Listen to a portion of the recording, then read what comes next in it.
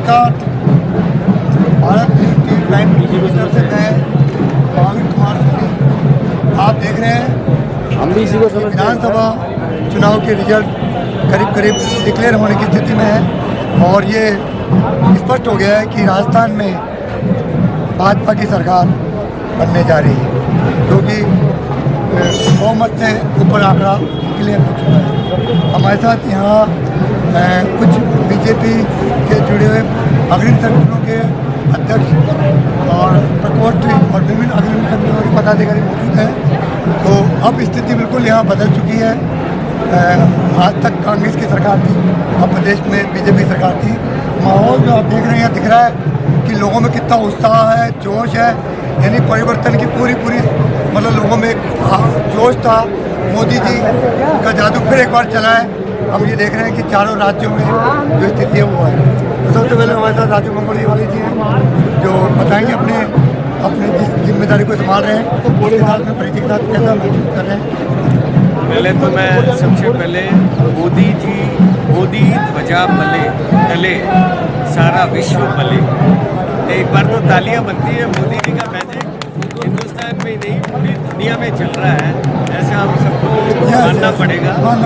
और मैं राजू अग्रवाल मंगोड़ी वाला प्रवासी प्रकोष्ठ का स्टेट हेड हूँ और पूरी दुनिया से फ़ोन आ रहे हैं। आप बिलीव नहीं करोगे कि 11 बजे बाद से Bangkok, Hong Kong, Japan, America, UK, Dubai से लोग फ़ोन कर रहे हैं।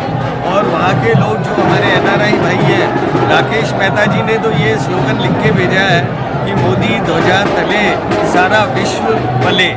ये बात बिल्कुल सत्य है।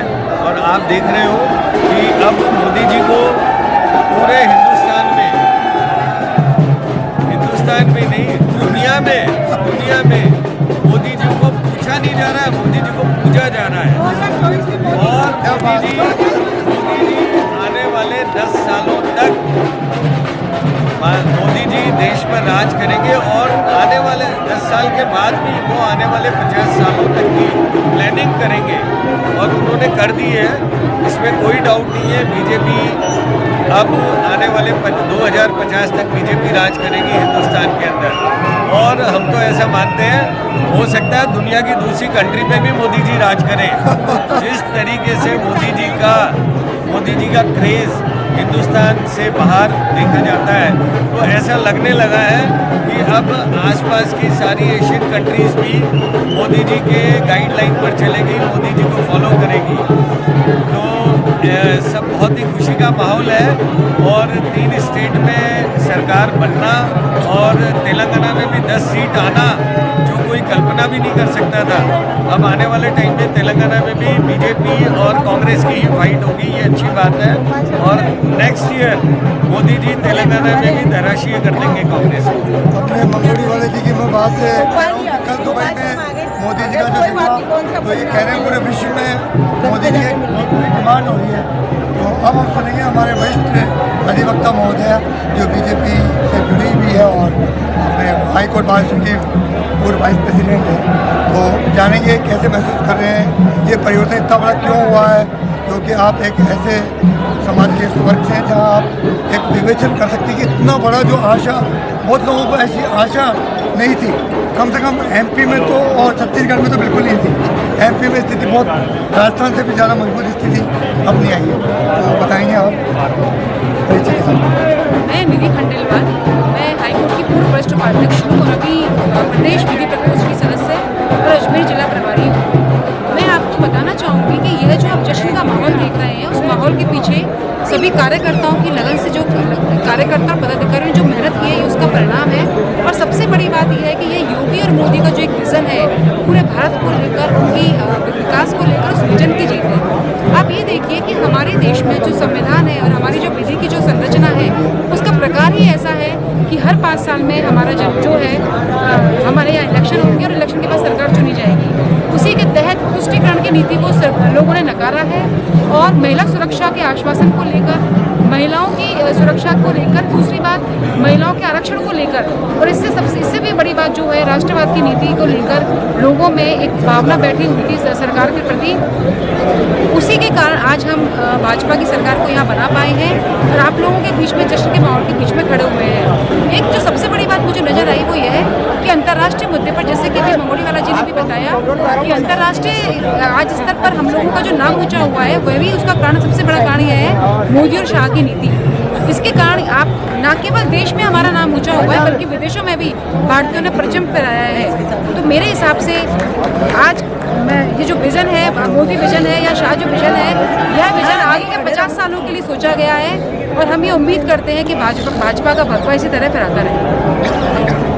परिवर्तन की लहर बहुत जबरदस्त रूप से सामने आई है। मेरा नाम सुषमा पारिक है। मैं विधि प्रकोष्ठ में सिविल लाइन की विधिक सहायता और सलाह के लिए मेरे को कार्य सौंपा गया था।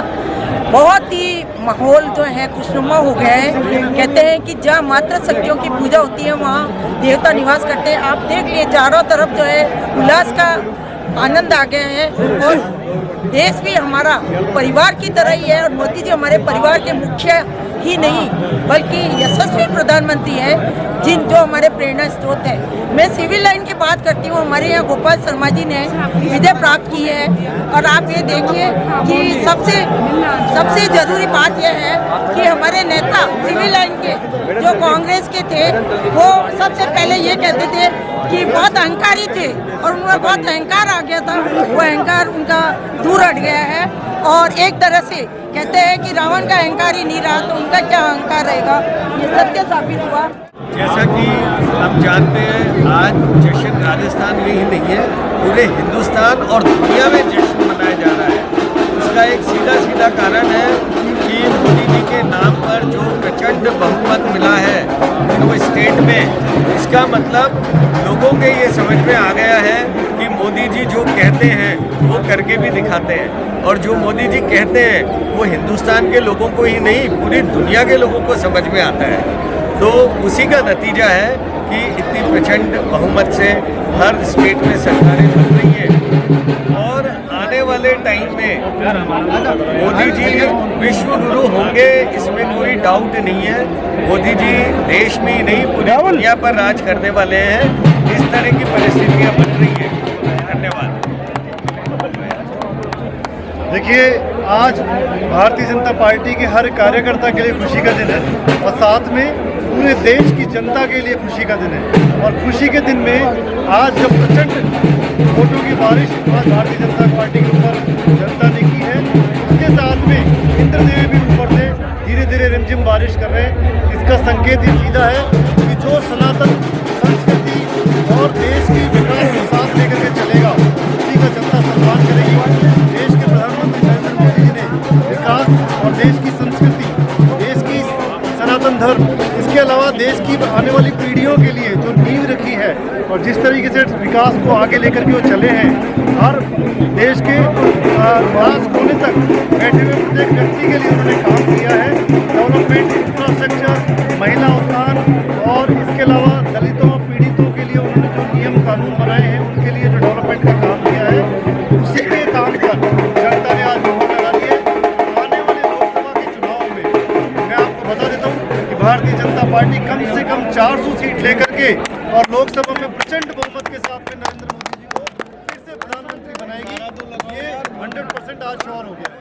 मैं योगेंद्र गुप्ता सांगानेर से। मैं आज आपको ये बहुत हर्ष का विषय है कि पूरे राजस्थान में बीजेपी का झंडा लहरा रहा है। और आपको बता दूं, मोदी जी का जो सपना था राम राज्य का, जो 22 जनवरी को राम मंदिर का पूरा भव्य स्वागत हो रहा है, उसी के पहले आज पूरा एक राम राज्य आ गया है। आज पूरे राजस्थान के अंदर, पूरे जयपुर के अंदर जैसे दिवाली का माहौल है, ऐसे पटाखे छोड़े जा रहे हैं, मिठाइयाँ बांटी जा रही है और बहुत खुशी का माहौल है। हर आदमी, हर मतदाता अपने आप को गौरवान्वित महसूस कर रहा है कि मैंने मोदी जी के नाम पर वोट दिया और ये मोदी जी का मैजिक है, मोदी जी का जादू है। जो राम को लाए हैं हम उनको लाएंगे। राजस्थान में जो भारी बहुमत से जो जीत हुई है, सभी कार्यकर्ताओं की जीत है, सबकी मेहनत की जीत है, छत्तीसगढ़ कौम ने साथ दिया उसके परिणाम की जीत है। और आने वाले लोकसभा चुनाव में राजस्थान 25 की 25 सीटें मोदी जी की झोली में देगा और सबका साथ, सबका विकास, सबका विश्वास, और राजस्थान आगे तरक्की करेगा। यहाँ के लोगों को रोजगार मिलेगा, मोदी जी से निवेदन यही है कि सर्वसम्मति से मुख्यमंत्री बने और महिला मुख्यमंत्री हो वसुंधरा जैसी तो ज़्यादा ठीक है और राजस्थान तरक्की करेगा। और सबका साथ बेरोजगारी ज़बरदस्त है, उस पर छोटे मोटे जो उद्योग हैं वो चालू करने, कुटीर उद्योग चालू करना चाहिए, जैसे गुजरात पैटर्न पे चालू करना चाहिए। गुजरात में जो है वो समूह के रूप में उद्योग लगता है, लोगों को रोजगार मिलता है। महिला समूह, पढ़े लिखे बच्चों को रोजगार देना चाहिए, ग्रुप बना करके रोजगार देना चाहिए इसमें। और बैंकों को कम से कम 2 लाख बिना ब्याज के लोन दे बेरोजगारों को, तो वो अपना खुद का व्यवसाय शुरू कर सके। और शिक्षा, तकनीकी शिक्षा भी फ्री होना चाहिए, शिक्षा मुक्त भारत होना चाहिए। शिक्षा मुक्त, तकनीकी शिक्षा मुक्त भारत, शिक्षा मुक्त होने जैसे स्वास्थ्य मुक्त भारत है, जैसे शिक्षा मुक्त भारत होना चाहिए, तकनीकी शिक्षा होना चाहिए। मैं उसका हर हर मोदी, हर हर मोदी।